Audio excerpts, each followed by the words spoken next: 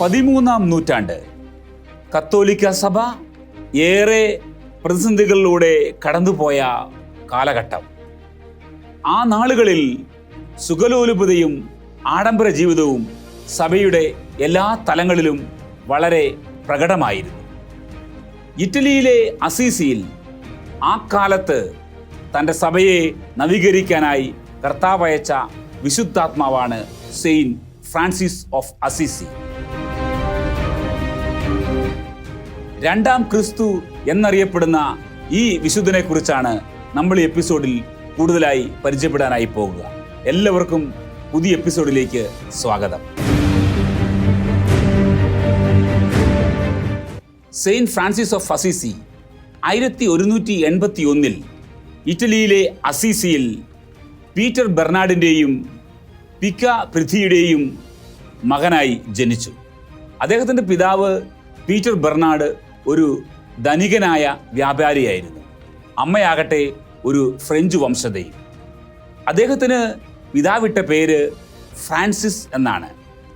ഇതിൻ്റെ അർത്ഥം the little ഫ്രഞ്ചുമാൻ എന്നാണ്. തൻ്റെ ഭാര്യ ഫ്രഞ്ച് വംശജ ആയത് കാരണം ആ ഒരു സ്നേഹമായിരിക്കാം പിതാവിന് ഇത്തരത്തിലൊരു പേരിടാൻ കാരണമാക്കിയത്. അസീസിയുടെ ജന്മത്തെക്കുറിച്ച് നമുക്കെല്ലാവർക്കും അറിയാവുന്ന വളരെ സുപരിചിതമായ ഒരു കഥയുണ്ട്. പ്രസവ സമയം അടുത്തപ്പോൾ മാതാവിന് വളരെയേറെ വൈഷമ്യങ്ങൾ അനുഭവപ്പെട്ടു. തൻ്റെ ഭവനത്തിൽ പ്രസവം നടത്തുവാൻ ആ മാതാവിന് സാധിച്ചില്ല. ഉടൻ തന്നെ അങ്ങോട്ട് കടന്നു വന്ന അജ്ഞാതനായ ഒരാൾ അടുത്തുള്ള കാലിത്തൊഴുത്തിലേക്ക് പോകുവാനും അവിടെ കുഞ്ഞിനെ പ്രസവിക്കുവാനും ആ മാതാവിനോട് പറഞ്ഞു. അപ്രകാരം ആ മാതാവ് പ്രവർത്തിച്ചു. യേശുക്രിസ്തു ജനിച്ചതുപോലെ കാലിത്തൊഴുത്തിലാണ് സെയിൻറ്റ് ഫ്രാൻസിസ് ഓഫ് അസീസിയും ജനിച്ചു വീണത്. എൻ്റെ പ്രിയമുള്ളവരെ, ജനനത്തിൽ മാത്രമല്ല പിന്നീടുള്ള തൻ്റെ ജീവിതത്തിൽ ഉടനീളം ക്രിസ്തുവിനെ അനുകരിക്കുവാൻ, ക്രിസ്തുവിൻ്റെ മാർഗത്തിലൂടെ ചരിക്കുവാൻ ഈ വിശുദ്ധാത്മാവ് പരിശ്രമിച്ചിരുന്നതായി നമുക്ക് കാണുവാനായിട്ട് സാധിക്കും. തൻ്റെ ജീവിതത്തിൻ്റെ ആദ്യ നാളുകളിൽ ധനികനായിരുന്ന ഫ്രാൻസിസ് ലോകത്തിൽ ലൗകികതയിൽ മുഴുകി ആഡംബര പ്രിയനായിട്ടാണ് ജീവിച്ചത്. തൻ്റെ കൂട്ടുകാരോടൊത്ത് ഒരുപാട് സമയം ചെലവഴിക്കുകയും ഉല്ലാസങ്ങളിൽ ഏർപ്പെടുകയും ചെയ്തു. പിതാവിൻ്റെ പക്കൽ ഒരുപാട് സമ്പത്തുണ്ടായിരുന്നതിനാൽ അദ്ദേഹത്തിന് നല്ല വിദ്യാഭ്യാസം ലഭിച്ചു. ഫ്രഞ്ച് ഭാഷയിലും ലാറ്റിൻ ഭാഷയിലും അദ്ദേഹം പ്രാവീണ്യം നേടി. അങ്ങനെ തികച്ചും ഒരു ലോകത്തിൻ്റെ മനുഷ്യനായി ഫ്രാൻസിസ് ജീവിച്ചു വരികയായിരുന്നു. ആ സമയത്താണ് ഒരു ചെറിയ സംഭവം അദ്ദേഹത്തിൻ്റെ ജീവിതത്തിൽ ഉണ്ടാകുന്നത്. ഒരു ദിവസം കൂട്ടുകാരുമൊത്ത് ഉല്ലാസത്തിൽ ഏർപ്പെട്ടിരുന്ന ഫ്രാൻസിസിൻ്റെ അടുക്കലേക്ക് ഒരു യാചകൻ വന്ന് ഭിക്ഷ ചോദിച്ചു. കൂട്ടുകാരെല്ലാവരും ആ യാചകനെ കൈയൊഴിഞ്ഞു. എന്നാൽ ഫ്രാൻസിസിന് പെട്ടെന്ന് മനസ്സലിവുണ്ടായി. അദ്ദേഹം തൻ്റെ കയ്യിലുണ്ടായിരുന്നത് മുഴുവനും ആ യാചകന് കൊടുത്തു. ഇതറിഞ്ഞ കൂട്ടുകാർ ഫ്രാൻസിസിനെ വല്ലാതെ കളിയാക്കുകയും വിഡ്ഢി എന്ന് വിളിക്കുകയും ചെയ്തു. ഈ വിവരം പറഞ്ഞ പിതാവും ഫ്രാൻസിസിനെ ശകാരിച്ചു. എന്നാൽ ദൈവം ഇത്തരം സംഭവങ്ങളിലൂടെ ഫ്രാൻസിസിനെ തന്നിലേക്ക് അടുപ്പിക്കുകയായിരുന്നു. 1201 ഫ്രാൻസിസ് ഒരു യുദ്ധത്തിൽ പങ്കെടുത്തു. അക്കാലത്ത് ഇറ്റലിയിൽ വ്യത്യസ്തങ്ങളായ പട്ടണങ്ങൾ, പ്രവിശ്യകൾ തമ്മിൽ യുദ്ധങ്ങൾ പതിവായിരുന്നു. അസീസിയും പെറുഗയും തമ്മിലുള്ള യുദ്ധത്തിലായിരുന്നു ഫ്രാൻസിസ് പങ്കെടുത്തത്. ആ നാളുകളിൽ എല്ലാ യുവാക്കന്മാരും യുദ്ധങ്ങളിൽ പങ്കെടുത്ത് വിജയങ്ങൾ കൈവരിച്ച് തങ്ങളുടെ ശക്തിയും സാമർഥ്യവും മറ്റുള്ളവരുടെ പക്കൽ തെളിയിക്കാനുള്ള കഠിന പരിശ്രമം നടത്തിയിരുന്നു. ഫ്രാൻസിസും ആ കൂട്ടത്തിൽ പെട്ടയാളായിരുന്നു. ലോകത്തിൽ വലിയ സ്ഥാനങ്ങൾ നേടണമെന്നും എല്ലാവരുടെയും പ്രശംസയും പ്രീതിയും പിടിച്ചുപറ്റണമെന്നും അദ്ദേഹത്തിന് ആഗ്രഹമുണ്ടായിരുന്നു. എന്നാൽ ആ യുദ്ധത്തിൽ ഫ്രാൻസിസും കൂട്ടാളികളും പരാജയപ്പെട്ടു. അദ്ദേഹം തടവുകാരനായി പിടിക്കപ്പെട്ടു. 1 വർഷക്കാലത്തോളം അദ്ദേഹം ജയിലിൽ കഴിയേണ്ടതായി വന്നു. ഈ സംഭവവും അദ്ദേഹത്തിൻ്റെ ജീവിതത്തെ ഏറെ സ്വാധീനിച്ചു. പിന്നീട് അദ്ദേഹം തൊട്ടടുത്ത വർഷത്തിൽ മറ്റൊരു യുദ്ധത്തിനായി യാത്രയായി. എങ്കിലും ഒരു വ്യക്തമായ ദൈവദർശനം ലഭിച്ചത് മൂലം അദ്ദേഹം യുദ്ധത്തിൽ പങ്കെടുക്കാതെ തിരിച്ചു പോന്നു. ദൈവം തന്നോട് ഇപ്രകാരം ചോദിക്കുന്നതായി ഫ്രാൻസിസിന് അനുഭവപ്പെട്ടു. ഫ്രാൻസിസ്, ആരെ സേവിക്കുന്നതാണ് കൂടുതൽ ശ്രേഷ്ഠമായത്, അടിമയെയോ അതോ യജമാനനെയോ എന്ന്. ഫ്രാൻസിസ് യജമാനനെ സേവിക്കുവാൻ തൻ്റെ ഹൃദയത്തിൽ മെല്ലെ മെല്ലെ തീരുമാനങ്ങൾ എടുക്കുകയായിരുന്നു. എൻ്റെ പ്രിയമുള്ളവരെ, നമ്മുടെ ജീവിതത്തിലും നമ്മൾ ആഴത്തിൽ പരിശോധിക്കേണ്ട ഒരു കാര്യമാണ് നമ്മൾ ആരെയാണ് സേവിക്കുന്നത്. നമ്മുടെ യജമാനൻ ആരാണ്? നമുക്കൊരിക്കലും രണ്ട് യജമാനന്മാരെ സേവിക്കുക സാധ്യമല്ല. ഒന്നെങ്കിൽ സകലത്തിൻ്റെയും ഉടയവനായ, സർവശക്തനായ, സർവവ്യാപിയായ, സ്നേഹസ്വരൂപനായ ദൈവത്തെ സ്നേഹിക്കുക, അല്ലെങ്കിൽ നമ്മളെ അടിമത്തിലേക്ക്, ദാസ്യതയിലേക്ക് നയിക്കുന്ന പിശാചിനെയും അവൻ്റെ ആഡംബരങ്ങളെയും ലോകവസ്തുക്കളെയും ലോകത്തെയും തന്നെയും സ്നേഹിക്കുക. പ്രിയമുള്ളവരെ, കർത്താവ് തൻ്റെ കാൽവരിക്കുരിശിലെ ബലിയിലൂടെ നമ്മെ വിളിക്കുന്നത് ദൈവത്തെ സ്നേഹിക്കാനാണ്, സ്വർഗത്തെ ലക്ഷ്യമാക്കി ജീവിക്കുവാനാണ്. നമുക്ക് ഈ പ്രചോദനം ഉൾക്കൊണ്ടുകൊണ്ട് നമ്മുടെ ജീവിതം മുൻപോട്ട് നയിക്കാം. 1203 അസിസിയിലെത്തിയ ഫ്രാൻസിസ് വീണ്ടും തൻ്റെ പഴയ ജീവിതത്തിലേക്ക് മടങ്ങിപ്പോകാൻ ആഗ്രഹിച്ചു. എന്നാൽ ഒരു വലിയ ആന്തരിക സംഘർഷത്തിലൂടെ അദ്ദേഹം കടന്നുപോയി. ഒരു വശത്ത് ദൈവത്തിൻ്റെ വിളിയും അവിടുത്തെ സ്നേഹവും അവിടുത്തെ കരുതലുമെല്ലാം ഫ്രാൻസിസിനെ വല്ലാതെ സ്വാധീനിച്ചു. മറുവശത്ത് ലോകത്തോടുള്ള മോഹവും. ഇതിന് രണ്ടിൻ്റെയും ഇടയിൽ കിടന്ന് ഫ്രാൻസിസ് വല്ലാതെ ഞെരുങ്ങി. അങ്ങനെ അവൻ ഒരു പോരാട്ടത്തിൽ ആണ് തൻ്റെ ജീവിതം നയിച്ചത്. പ്രിയമുള്ളവരെ, നമ്മൾ ഈ ഒരു ജീവിതത്തിലൂടെ കടന്നു പോകുമ്പോൾ മനസ്സിലാക്കേണ്ട കാര്യം, നമ്മുടെ ജീവിതത്തിലും ഇത്തരമൊരു പോരാട്ടമുണ്ട്. ഒരു വശത്ത് ദൈവവും സ്വർഗവും നമ്മുടെ വിശുദ്ധ ജീവിതവും, മറുവശത്ത് പാപത്തിൻ്റെ ജീവിതം, നമ്മുടെ ശരീരങ്ങളുടെ വാസനകളുടെ ഒരു ജീവിതം. എൻ്റെ പ്രിയമുള്ളവരെ, പരിശുദ്ധാത്മാവിൻ്റെ സഹായത്താൽ പാപത്തിൻ്റെ എല്ലാ വാസനകളെയും എല്ലാ പ്രവൃത്തികളെയും ചെറുത്ത് തോൽപ്പിച്ചുകൊണ്ട് ദൈവത്തിൻ്റെ വശം ചേർന്ന് ജീവിക്കാനാണ് ദൈവം നമ്മളെ വിളിച്ചിരിക്കുന്നത്. ഇതേ തുടർന്ന് ഫ്രാൻസിസ് എല്ലാ ആഘോഷങ്ങളും വിനോദ പരിപാടികളിലും പോകാതെയായി. കാരണം അതിനൊന്നും അദ്ദേഹത്തിൻ്റെ ഹൃദയത്തിൽ യാതൊരു സ്ഥാനവും ഇല്ലായിരുന്നു. ഇതറിഞ്ഞ അദ്ദേഹത്തിൻ്റെ കൂട്ടുകാർ ചോദിച്ചു, നീ വിവാഹം കഴിക്കാൻ പോവുകയാണോ എന്ന്. ഇതിന് മറുപടിയായി ഫ്രാൻസിസ് ഇപ്രകാരം മറുപടി പറഞ്ഞു, അതെ, ഞാൻ വിവാഹം കഴിക്കാൻ പോവുകയാണ്. നിങ്ങൾ ആരും ഇതുവരെ കണ്ടിട്ടില്ലാത്ത സുന്ദരിയായ ഒരുവളാണ് എൻ്റെ വധു. അത് അദ്ദേഹം ഉദ്ദേശിച്ചത് ദാരിദ്ര്യം എന്ന വധുവിനെ താൻ സ്വീകരിക്കാൻ പോവുകയാണ് എന്ന അർത്ഥത്തിലാണ്. പിന്നീട് തൻ്റെ ജീവിതത്തിലൂടെ ഫ്രാൻസിസ് ഇത് തെളിയിക്കുകയും ചെയ്തു. ഫ്രാൻസിസ് ആ നാളുകളിൽ ഏകാന്തതയിലായിരിക്കുകയും വളരെ നേരം പ്രാർത്ഥിക്കുകയും ദൈവാലോചന തേടുകയും ചെയ്തു. അങ്ങനെ മെല്ലെ മെല്ലെ ഫ്രാൻസിസ് കർത്താവിൻ്റെ വഴിയിലേക്ക്, ദൈവത്തിന് തന്നെക്കുറിച്ചുള്ള ആലോചനകളിലേക്ക് തൻ്റെ ഹൃദയത്തെയും മനസ്സിനെയും ജീവിതത്തെയും തിരിക്കുകയായിരുന്നു. ഫ്രാൻസിസ് ആ നാളുകളിൽ ആർക്കും വേണ്ടാതിരുന്ന കുഷ്ഠരോഗികളെ ശുശ്രൂഷിക്കുകയും ഭിക്ഷക്കാരുടെ വസ്ത്രങ്ങൾ ധരിച്ച് എല്ലായിടങ്ങളിലും പോയി ഭിക്ഷ യാചിക്കുകയും ഒക്കെ ചെയ്തു. അപ്രകാരം അദ്ദേഹം തന്നെ ആഴത്തിൽ എളിമപ്പെടുത്തി. ഒരു ദിവസം സെയിൻറ്റ് ഡാമിയൻ ചർച്ചിൽ പ്രാർത്ഥിച്ചുകൊണ്ടിരിക്കുമ്പോൾ അദ്ദേഹത്തിന് ഒരു ദിവ്യദർശനമുണ്ടായി. കർത്താവ് തന്നോട് ഇപ്രകാരം ചോദിക്കുന്നതായി അദ്ദേഹം കേട്ടു, ഫ്രാൻസിസ്, നീ പോയി തകർന്നു കിടക്കുന്ന എൻ്റെ ഭവനം പുതുക്കി പണിയുക എന്ന്. ആ സ്വരം കേട്ടപ്പോൾ ഫ്രാൻസിസ് ഓർത്തത് തൻ്റെ തൊട്ടടുത്തുള്ള തകർന്നു കിടക്കുന്ന ദേവാലയം പുതുക്കി പണിയാനാണ് ഈശോ പറയുന്നത് എന്നാണ്. ഇത് കേട്ട മാത്രമല്ല, അദ്ദേഹം തൻ്റെ പിതാവിൻ്റെ കടയിലുണ്ടായിരുന്ന കുറേ വില കൂടിയ വസ്ത്രങ്ങൾ വിൽക്കുകയും തൻ്റെ കുതിരയെ വിൽക്കുകയും ഒക്കെ ചെയ്ത് പണം സമ്പാദിച്ച് ആ പണം തൻ്റെ തൊട്ടടുത്തുള്ള ദേവാലയത്തിലുള്ള വികാരിക്ക് കൊണ്ട് കൊടുത്തു. എന്നാൽ വികാരി അത് പെട്ടെന്ന് സ്വീകരിച്ചില്ല.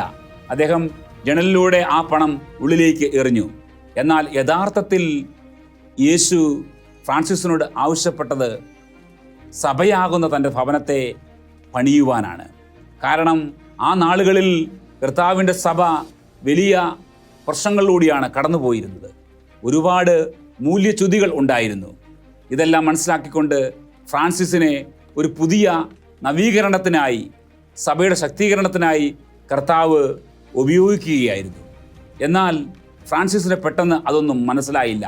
എൻ്റെ പ്രിയമുള്ളവരെ, വർഷങ്ങൾക്ക് മുമ്പ് ഫ്രാൻസിസിനോട് സംസാരിച്ച കർത്താവ് ഇന്ന് എന്നോടും നിങ്ങളോടും സംസാരിക്കുന്നുണ്ട്.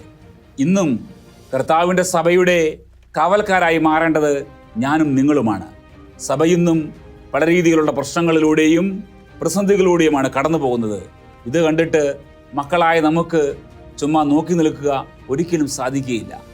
കർത്താവിൻ്റെ സ്വരം കേട്ടുകൊണ്ട് കർത്താവിൻ്റെ സഭയ്ക്കായി നമുക്ക് ഒന്നു ചേരാം, ഒരുമിച്ച് പ്രവർത്തിക്കാം.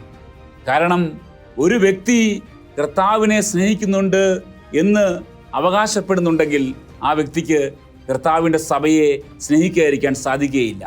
കാരണം കർത്താവിനെയും സഭയെയും നമുക്ക് വേർതിരിച്ച് കാണുക ഒരിക്കലും സാധ്യമല്ല.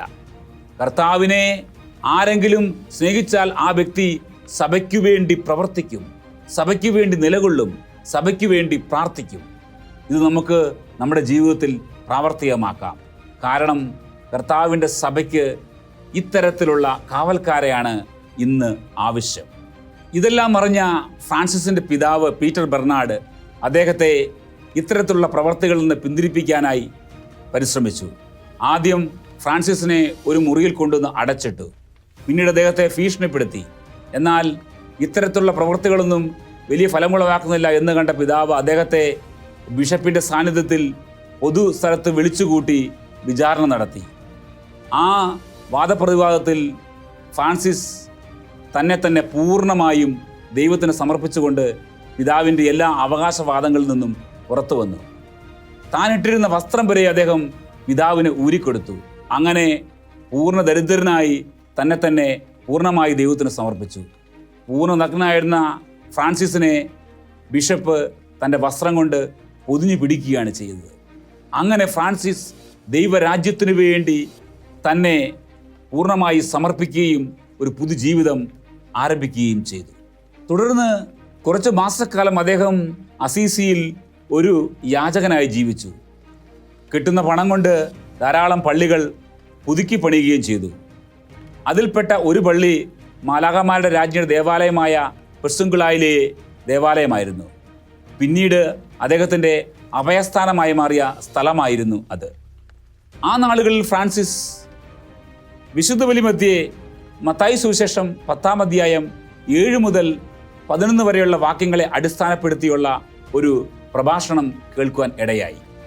അതിൽ സുവിശേഷ പ്രഘോഷണത്തെക്കുറിച്ച് കർത്താവ് പരാമർശിച്ചിരിക്കുന്നതും സുവിശേഷ പ്രഘോഷണത്തിന് പോകുമ്പോൾ നിങ്ങൾ സ്വർണമോ വെള്ളിയോ പാദരക്ഷയോ വസ്ത്രങ്ങളോ ഒന്നും കരുതരുത് എന്ന് പറഞ്ഞതും ഫ്രാൻസിസിനെ വല്ലാതെ സ്വാധീനിച്ചു. യഥാർത്ഥത്തിലുള്ള സുവിശേഷ പ്രഘോഷണം എന്താണെന്ന് ഫ്രാൻസിസ് തിരിച്ചറിയുകയായിരുന്നു. ദൈവപരിപാലനയിൽ പൂർണ്ണമായും ആശ്രയിച്ചുകൊണ്ടാണ് ഒരു വ്യക്തി കർത്താവിൻ്റെ രാജ്യത്തിൻ്റെ വേലയിൽ വ്യാപൃതനാകേണ്ടതെന്ന് ഫ്രാൻസിസിന് മനസ്സിലായി. അത് തൻ്റെ ജീവിതത്തിൻ്റെ ഒരു ഭാഗമാക്കി മാറ്റുവാൻ ഫ്രാൻസിസ് അന്നു മുതൽ തീരുമാനമെടുത്തു. എൻ്റെ പ്രിയമുള്ളവരെ, ഇന്ന് ഞാനും നിങ്ങളും ദൈവരാജ്യത്തിനായി പണിയെടുക്കുമ്പോൾ, ദൈവരാജ്യ വേലയ്ക്കായി നമ്മളുടെ ജീവിതങ്ങളെ സമർപ്പിക്കുമ്പോൾ നമ്മുടെ ആശ്രയം മുഴുവനായും കർത്താവിലായിരിക്കണം. നമ്മൾ ദൈവപരിപാലനയിൽ ആശ്രയിക്കണം. കാരണം തന്നെ ആശ്രയിക്കുന്നവരെ കൈവിടുന്നവനല്ല കർത്താവ്. തൻ്റെ രാജ്യത്തിന് വേണ്ടി പണിയെടുക്കുന്നവരെ കർത്താവ് ഒരിക്കലും വെറും കൈയോടെ പറഞ്ഞു വിടുകയില്ല. അവർക്ക് ആവശ്യമുള്ളതെല്ലാം കർത്താവ് നൽകും. ഇപ്രകാരമുള്ള ഒരു വിശ്വാസ ജീവിതമാണ് ഓരോ സുവിശേഷ പ്രഘോഷകൻ്റെയും ശക്തിയുടെയും ബലത്തിൻ്റെയും അടിസ്ഥാനം. അതവൻ്റെ ആത്മവിശ്വാസം വർദ്ധിപ്പിക്കും. കാരണം അവൻ ആശ്രയിക്കുന്നത് സർവശക്തനായ ദൈവത്തിലാണ്. ഈ ദൈവം അവൻ്റെ എല്ലാ ആവശ്യങ്ങളിലും അവന് വേണ്ട രീതിയിൽ സഹായം നൽകാൻ ശക്തനാണ്. ഈ വിശ്വാസം നമ്മെ എല്ലാവരെയും ബലപ്പെടുത്തട്ടെ. ഫ്രാൻസിസ് പരിശുദ്ധാത്മാവിൻ്റെ ശക്തിയോടുകൂടി മാനസാന്തരത്തെക്കുറിച്ച് പ്രസംഗിച്ചു. ഏറ്റവും അടിസ്ഥാനപരമായ സുവിശേഷ സത്യം ഇത് അനവധി വ്യക്തികളുടെ ജീവിതങ്ങളെ സ്വാധീനിച്ചു. ഉടൻ തന്നെ അദ്ദേഹത്തിന് ഒരു ശിഷ്യനെ ലഭിച്ചു. അത് മറ്റാരുമായിരുന്നില്ല, അസിസിയിൽ തന്നെ ഉണ്ടായിരുന്ന ബെർണാഡോ എന്നൊരു വ്യക്തിയായിരുന്നു. അദ്ദേഹം തനിക്കുള്ളതെല്ലാം വിറ്റ് സുവിശേഷ വേലയ്ക്കായി സമർപ്പിച്ചു. അങ്ങനെ ഫ്രാൻസിസിൻ്റെ പ്രഘോഷണങ്ങൾ വളരെയേറെ ഫലം ഉൾക്കൊള്ളുന്നതായി മാറി. ഫ്രാൻസിസിൻ്റെ അനുയായികളുടെ എണ്ണം വളരെ വേഗത്തിൽ വർദ്ധിച്ച് 11 മാറി. ഫ്രാൻസിസ് ഒരിക്കലും ഒരു പുരോഹിതനാകാൻ ആഗ്രഹിച്ചില്ല. താൻ അതിന് യോഗ്യനല്ല എന്നാണ് അദ്ദേഹം വിശ്വസിച്ചത്. അദ്ദേഹം ഒരു സഹോദരൻ എന്ന് അറിയപ്പെടാനാണ് ആഗ്രഹിച്ചത്. ഫ്രാൻസിസ്കൻസ് അറിയപ്പെടുന്നത് ഫ്രയർ മൈനേഴ്സ് എന്നാണ്. ഇതിൻ്റെ അർത്ഥം തുണ സഹോദരൻ എന്നാണ്. 1209 ഫ്രാൻസിസ് തൻ്റെ ആദ്യത്തെ 11 ശിഷ്യന്മാരോട് കൂടി റോമിലേക്ക് പോവുകയും അവിടെ അന്നത്തെ പോപ്പായിരുന്ന ഇന്നസെൻ്റ് മൂന്നാമനെ കണ്ട് പുതിയൊരു സന്യാസഭ തുടങ്ങുവാനായി അനുവാദം ചോദിക്കുകയും ചെയ്തു. എന്നാൽ ഫ്രാൻസിസിൻ്റെ ആത്മീയതയെ തുടക്കത്തിൽ തിരിച്ചറിയുവാൻ പരിശുദ്ധ പിതാവിന് സാധിച്ചില്ല. കാരണം അന്ന് സഭ വലിയ വിശ്വാസ പ്രതിസന്ധികളിലൂടെ കടന്നു പോകുന്ന ഒരു കാലഘട്ടമായിരുന്നു. പരിശുദ്ധ പിതാവ് അവരോട് ഇപ്രകാരം പറഞ്ഞു, നിങ്ങൾ പോയി ആ പന്നികളോട് പ്രസംഗിക്കുക എന്ന്. ഫ്രാൻസിസും കൂട്ടുകാരും യാതൊരു മടിയും കൂടാതെ അടുത്തുള്ള പന്നിക്കൂട്ടിലേക്ക് പോയി പന്നികളോട് സുവിശേഷം പ്രഘോഷിച്ചു. ഇങ്ങനെ രാത്രിയായപ്പോൾ പരിശുദ്ധ പിതാവിന് ഒരു സ്വപ്നം ഇപ്രകാരം ഉണ്ടായി. ലാറ്ററൻ ബസലിക്ക ചെരിഞ്ഞു വീഴുന്നതായും ഒരു സന്യാസി തൻ്റെ തോളുകൊണ്ട് അതിനെ താങ്ങുന്നതായും. ആ സന്യാസി ഫ്രാൻസിസ് ആണെന്ന് പെട്ടെന്ന് പരിശുദ്ധ പിതാവ് തിരിച്ചറിഞ്ഞു.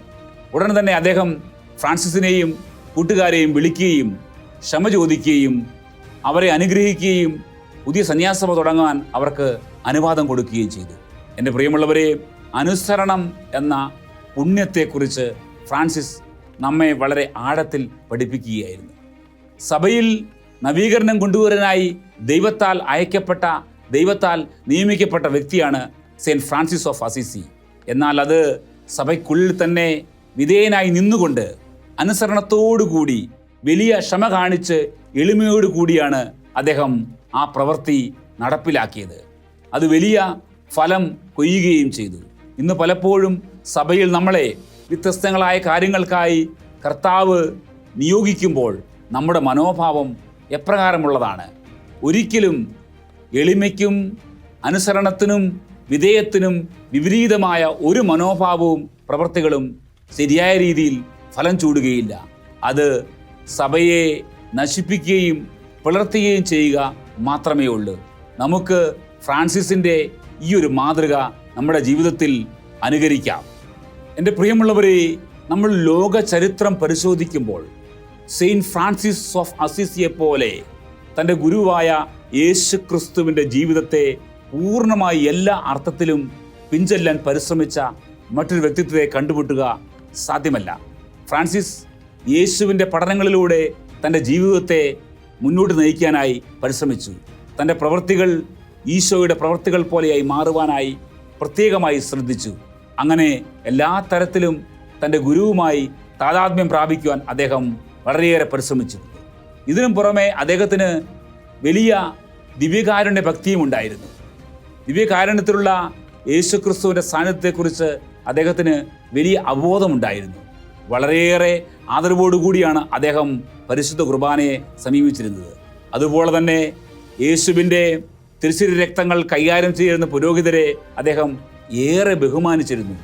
കാരണം അവർ ദൈവത്താൽ അയക്കപ്പെട്ടവരാണെന്ന് ഫ്രാൻസിസ് ഉറച്ചു വിശ്വസിച്ചിരുന്നു. ഫ്രാൻസിസിൻ്റെ ദാരിദ്ര്യവ്രതം അത് ബാഹ്യമായത് മാത്രമല്ലായിരുന്നു, മറിച്ച് പൂർണ്ണമായ ഒരു സെൽഫ് ഡിനയൽ അതായിരുന്നു ഫ്രാൻസിസിൻ്റെ ദാരിദ്ര്യവ്രതത്തിൻ്റെ ഉൾക്കാമ്പ്. തന്നെ പൂർണ്ണമായി പരിത്യജിക്കാതെ ഒരുവനും ക്രിസ്തുവിനെ അനുകരിക്കാനോ ക്രിസ്തുവിന് വേണ്ടി പ്രവർത്തിക്കുവാനോ സാധിക്കുകയില്ല എന്ന് ഫ്രാൻസിസ് വിശ്വസിക്കുകയും പഠിപ്പിക്കുകയും ചെയ്തു. ഫ്രാൻസിസ് പ്രകൃതിയെ കണ്ടത് ദൈവത്തെ മനസ്സിലാക്കാനുള്ള ഒരു കണ്ണാടിയായിട്ടാണ്. അതിന് പല പടികളുണ്ടെന്നും അദ്ദേഹം വിശ്വസിച്ചു. ഫ്രാൻസിസിന് പ്രകൃതിയുമായും മൃഗങ്ങളുമായൊക്കെ വളരെയേറെ ആഴത്തിലുള്ള ഒരു ബന്ധമുണ്ടായിരുന്നു. ഇപ്രകാരമുള്ള പല കഥകളും വളരെ പ്രസിദ്ധമാണ്. അദ്ദേഹം ഒരിക്കൽ പക്ഷികളോട് സുവിശേഷം പറഞ്ഞു, അവരത് കേട്ടു.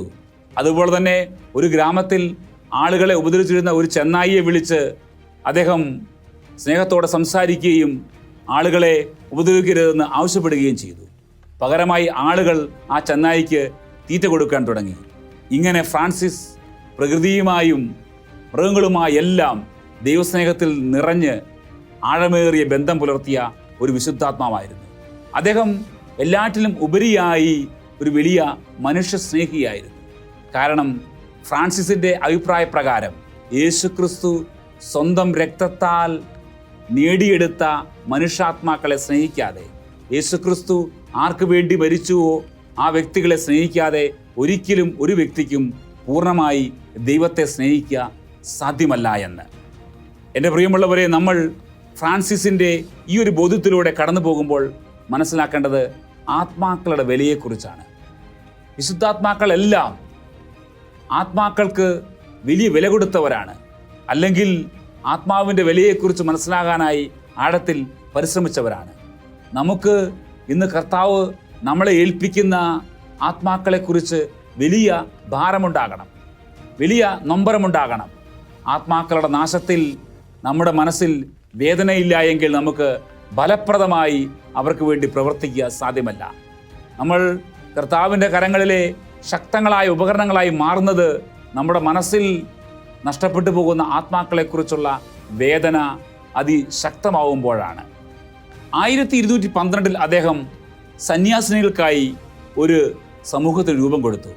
അദ്ദേഹത്തിൻ്റെ പ്രസംഗം കേട്ട് ക്രിസ്തു സ്നേഹത്താൽ പിടിക്കപ്പെട്ട അസീസിയിലെ ക്ലാരയുടെ നേതൃത്വത്തിലായിരുന്നു ആ സന്യാസിനി സമൂഹം.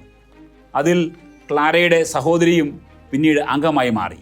ഇതിനും പുറമെ അദ്ദേഹം അൽമായ സഹോദരർക്ക് വേണ്ടിയും ഒരു സമൂഹത്തിന് രൂപം കൊടുത്തു. എല്ലാ തലങ്ങളിലും ഉള്ളവരെ ക്രിസ്തു രാജ്യത്തിൻ്റെ വേലക്കാരാക്കി മാറ്റുക എന്നതായിരുന്നു സെയിൻറ്റ് ഫ്രാൻസിസിൻ്റെ ഒരു വലിയ ആഗ്രഹം. കർത്താവിൻ്റെ സുവിശേഷം ലോകമെമ്പാടും എത്തിക്കാനുള്ള ആഗ്രഹത്താൽ ഫ്രാൻസിസ് ഹോളി ലാൻഡിലും സ്പെയിനിലും അങ്ങനെ മറ്റു രാജ്യങ്ങളിലെല്ലാം പോകാൻ ആഗ്രഹിച്ചു. എന്നാൽ പലവിധ കാരണങ്ങൾ കാരണം അദ്ദേഹത്തിൻ്റെ പല യാത്രകളും മുടങ്ങുകയാണ് ഉണ്ടായത്. 1219 അദ്ദേഹം ഈജിപ്തിലെ സുൽത്താനെ സന്ദർശിക്കുകയും അദ്ദേഹത്തോട് സുവിശേഷം പ്രസംഗിക്കുകയും ചെയ്തു. ഫ്രാൻസിസിൻ്റെ പ്രഘോഷണത്തിലും ജീവിതത്തിലും ആകൃഷ്ടനായ സുൽത്താൻ അദ്ദേഹത്തോട് ഏറെ താല്പര്യം കാണിക്കുകയും ഹോളി ലാൻഡ് സന്ദർശിക്കാൻ അദ്ദേഹത്തെ അനുവദിക്കുകയും ചെയ്തു. എൻ്റെ പ്രിയമുള്ളവരെ, നമ്മൾ ദൈവസ്നേഹത്തിൽ നിറഞ്ഞു കഴിയുമ്പോൾ, നമ്മളിലൂടെ പരിശുദ്ധാത്മ ശക്തി വെളിപ്പെട്ട് കഴിയുമ്പോൾ നമുക്ക് എല്ലാ സാഹചര്യങ്ങളും എല്ലാ വ്യക്തികളും അനുകൂലങ്ങളാക്കി കർത്താവ് മാറ്റും.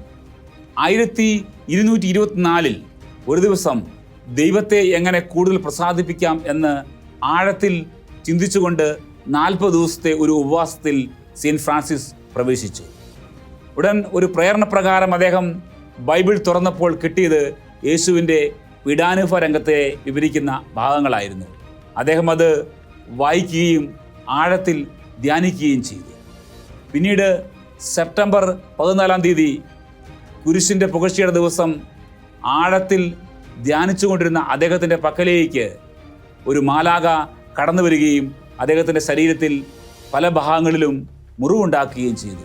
സ്വർഗം ഈ പ്രവൃത്തി ചെയ്തത് ഫ്രാൻസിസിൻ്റെ ശരീരത്തിൽ പഞ്ചക്ഷതങ്ങൾ കർത്താവ് അനുവദിച്ചത് മൂലമാണ്. ഇങ്ങനെ സ്വർഗം അദ്ദേഹത്തെ ആദരിക്കുകയും മാനിക്കുകയും ചെയ്തു.